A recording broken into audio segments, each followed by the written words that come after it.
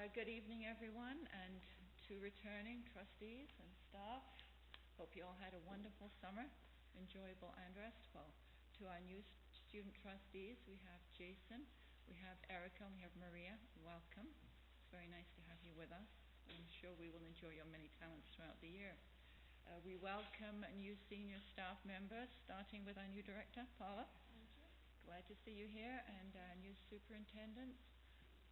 Yes, how many do we have? I'm trying to think how many we have. Too many to mention. So congratulations and thank you for being here. Starting with Brendan, I guess, and then we've got Camilla's been here a while. Yeah. Jack, welcome, and Colin. And are we missing anyone? No, Tim. Congratulations, Tim. So welcome and congratulations to you all. Stop.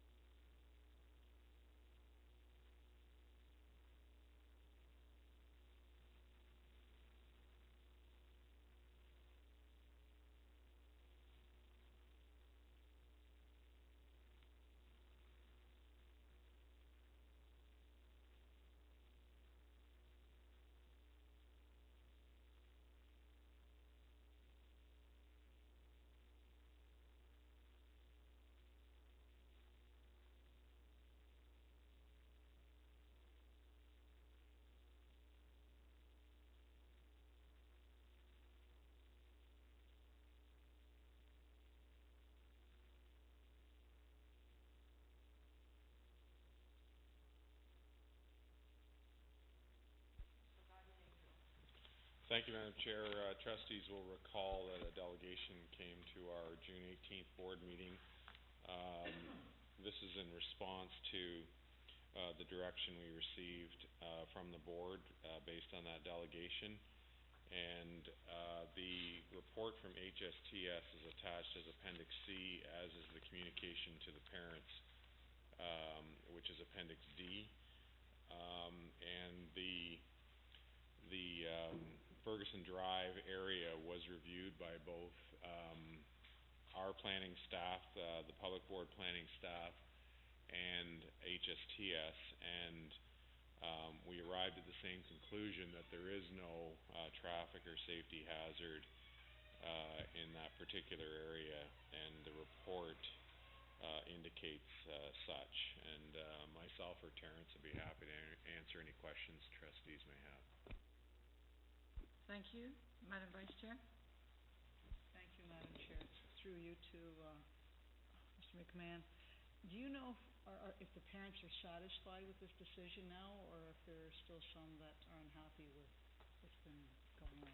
We are not sure at this particular time. We have not, there was no delegation. The communication did go out in Appendix D, did go out on August 26th. We have not heard anything. I'm not sure if they're digesting that information. Terrence informed me before the meeting that we did have a couple of calls into HSTS regarding transportation data. We were not sure that was this particular issue, but it does. That's the best information I can give you at this time. I have not heard anything from the parents. I did drive this street just the end of last week. There are a couple of places where there is earth. There isn't 100% a sidewalk on both sides. On the side of the school, which would basically be, I guess, the west side, it's not 100%, but very close. I don't know if Terrence would like to add anything. I see you down there, Terrence.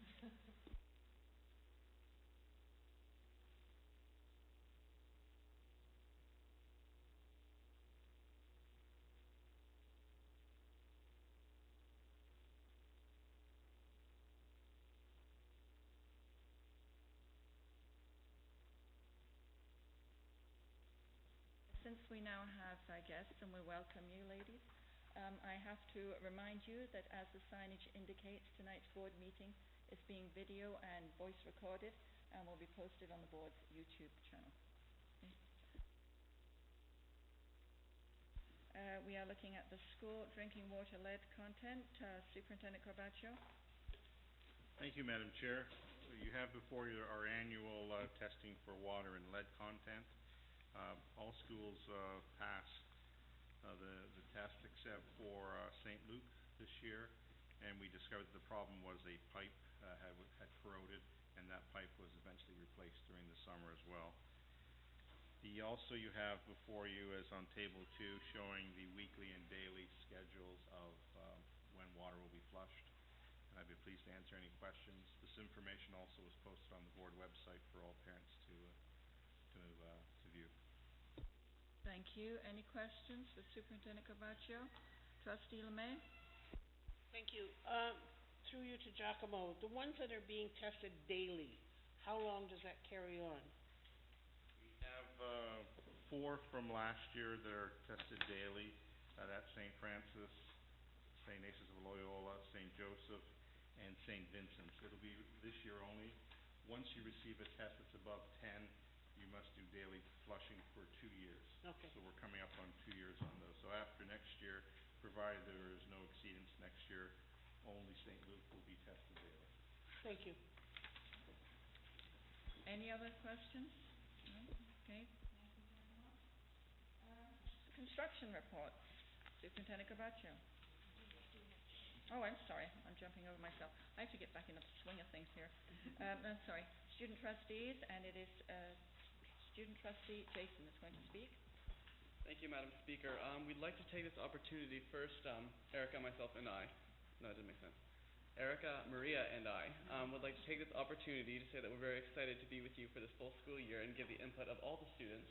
And we're in the process right now of beginning to make our student senate. And the way we're going to do that this year is by creating an application form, giving it to the student council, letting the student council distribute it, and then taking it from them, and then possibly doing interviews after that. So we'll keep you posted. Thanks. Ladies, did you have anything to add? Okay, thank you. Superintendent Corbaccio? We're back on. Thank you, Madam Chair. We have the John Vanier and St. Anne construction reports. Both schools opened today. They were just barely met our standard, but sufficient to get occupancy. We'll be doing work on both schools after school hours and weekends the next month or so. But the good news is that over 1,000 students are no longer in portables, and that's quite an accomplishment itself, getting it done early. I'd be pleased to answer any questions. Any questions for Superintendent Corbaccio? Trustee Murray? You just mentioned that the work will be done during weekends. Will any work be done during the school day itself? To Madam Chair, to Trustee Murray, yes, there may be some work done during the school day. It's required it will be isolated away from the students. So there are some things that need to be done during the day within the school. Madam Vice Chair? Thank you, Madam Chair. My question is perhaps not for Giacomo, but just in general. Do we know what the enrollment is of those 2 schools as of today? Superintendent. Through you, Madam Chair. As of Friday and the weekend at John Vanier, we were at 570, so we'll have to wait for today's results but that's what we were sitting at John Vanier, 570.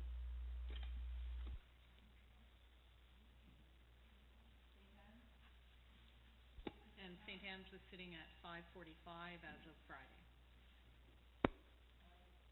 Thank you. Trustee Viana? Yes, thank you. My question is similar, but I would like to know overall how many students we have this year. Enrollments do not balance until a little while. It's a little early for that right now. Certainly in the next week. Who's going to do it? Alison, your mic is on. Thank you. So, who wishes? Anyone? I can start, Madam Chair, if you want. Your words are absolutely correct. We are in the process. That's why I hesitated on the first question. We're still wait for the first few weeks to give you a number. The numbers that the school services superintendents mentioned are as of the date they specified. So, through Superintendent Cipriano, we'll be doing the primary class size reports in the second or third week that are due at the ministry to make sure we met the class size targets. And Terrence, who just left because he didn't know this question was coming, will be working with Camillo and on those, and to make sure our class size targets for FDK, JK to 3, and grades 4 to 8 are met. There doesn't seem to be much attention paid to class sizes in the secondary schools, although 22 to 1 I think is still the norm. The focus is more on the elementary panel. So we're working on those reports, and again, we publish the enrollment reports monthly. We will have them for the end of September, which should only solidify the numbers that we'll have in the next couple weeks or so. And then October is the one we use for the count date for the ministry. So that's the information I have. I don't know if anyone else wanted to add to that. Any other comments from senior staff to add to what Paul has just said? No? Madam Glick? Madam Chair, we may have a rough estimate available to trustees by the end of this week if you want a total of what we have by the end of this week, but it won't be, as Mr. McMahon said, finalized until probably the 3rd or 4th week of September.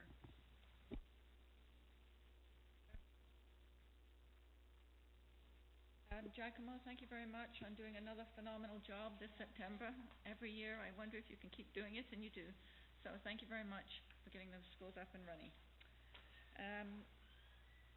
Community kit, Ministry of Education Community. I have to thank Danielle for putting this on the agenda at the last moment, because it was at the last moment. You have a hard copy from me that has been put at your place, and you also have it by email.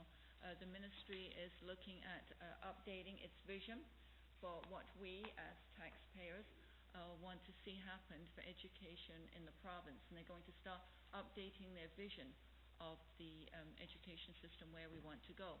And for that purpose, they are going to we are going to hold local community meetings. The information that has been given to us right now is brief. They are going to get more information next week. I suspect that some of it will come in a PowerPoint presentation. But they're asking that we hold local community meetings across the province. I don't know how local, but I would think that our board would be a good size. And we will have 7 questions to ask the stakeholders that we're meeting with, and then we will have to submit that back to the ministry. While we can do that up to November, mid-November, it would be desirable if we can have it done by mid-October, because they're going to start regional meetings, and these are ministry regional meetings, not necessarily the same as the OCST regional meetings that are held at the beginning of October. So when we look at what do they consider to be a local community discussion, we'll get more information on next week. But the more I thought about it over the course of the day, I was thinking that possibly this is a medium-sized board. It's not a large board, it's a medium-sized board. And so it could well be that if we were to have a meeting, something akin to our council of chairs meetings, that would be appropriate for a meeting group. And we're supposed to include ratepayers who are representative right across the system. And our school councils do, in their composition, include different areas from which ratepayers come. You'll have a community representative, and you'll have a parish representative, and staff representatives, and of course the parents, which form the majority. So that may well suffice for a group, because it does have to be representative. Our school councils are representative. I have spoken to Madam Director about when our next Council of Chairs meeting is, so we will be talking about that a little bit in the future to see if we can work that in, or maybe bring that Council of Chairs meeting earlier than it has been scheduled, or maybe hold a second meeting. But that's where we're thinking right now. Hopefully we'll get more direction from the ministry. they have indicated that while we can, I'll be with you in a second, while we can go to mid-November, it will be helpful if it was done mid-October so that they can then tap into regional meetings. And I'm not quite sure what a regional meeting will be. Will it be GTA West? You know, is it going to go in a number of boards together? We'll find out more information at that time. So as I said, you have a hard copy and the questions, and we will get more information next week from the ministry. So I have questions from Trustee Marai and Trustee LeMay. I guess a couple comments and maybe a question in there. This summer actually, some of the trustees, I know some of the Oakville trustees were talking about a town hall, doing an education type town hall in the area, and I think this is a great initiative by the ministry. I think it's something that our board should look at doing regularly as well, even if it isn't, and this is a good first step. I also would like to see it done in each, if trustees think it's a good idea. I think it would be a good idea to do, quite frankly, meetings in each part of the region. I also think it's positive to not only include just the school councils and the council of chairs, but to also try to talk to others outside of those communities, because there's a lot of ratepayers who don't have kids right now in our schools. They could be retired, they could be young parents, so trying to tap into those individuals as well. But obviously it's a nice sign from a government that is generally taking away some of the powers of local boards, and it's nice to see them try to engage citizens at that level. Thank you. My comments are a little bit like Paul's.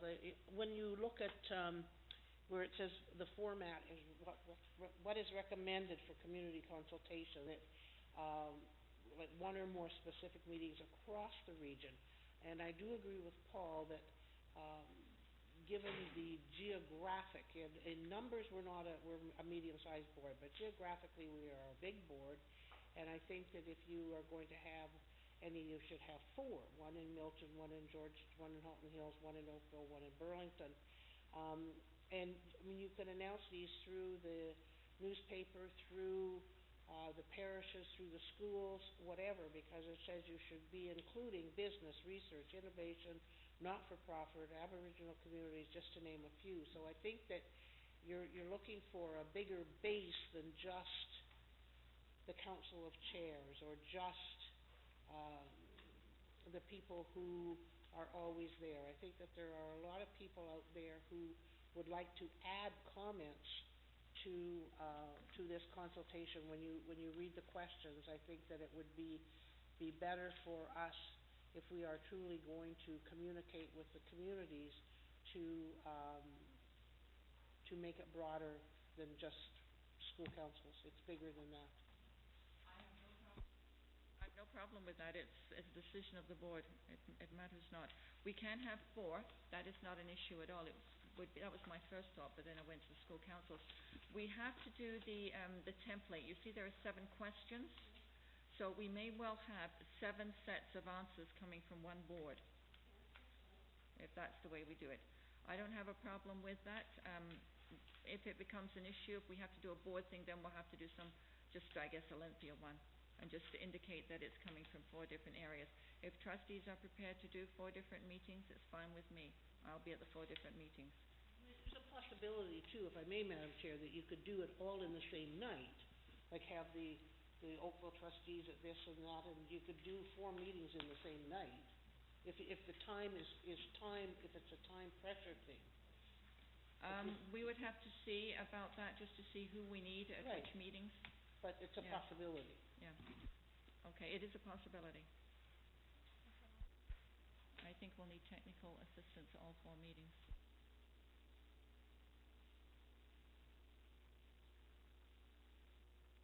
Information starting sometime next week. Starting the 9th, they're supposed to be giving more information. So all 4 communities are willing to do this, yes? Do I hear Burlington? Yes? Yes? Okay. All right.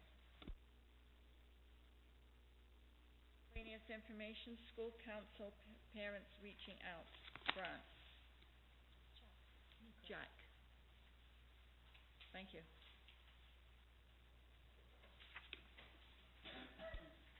Madam Chair, I'm really pleased to announce, as part of your agenda package, that 29 schools in our board have been awarded $27,000, a little over $27,000 in Parent Reaching Out grants.